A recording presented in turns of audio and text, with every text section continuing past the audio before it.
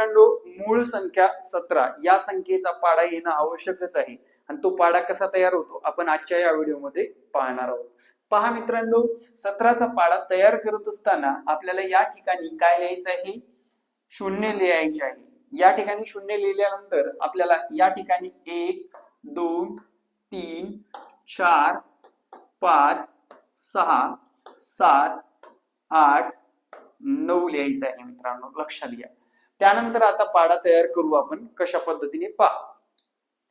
1 3 5 6 8 10, त्यानंतर 11 13, त्यानंतर 15 आणि या ठिकाणी 17 लिहायचं आहे आणि पाडा तयार झालेला आहे. पाडा म्हणून बघू आपण. पहा इकडे 17 1 17, 17 2 34, 17 3 51, 17 चौक 68, 17 5 85, 17 सक 102, 17 7 119, 17 8 136, 17 9 153 आणि 17 10 170.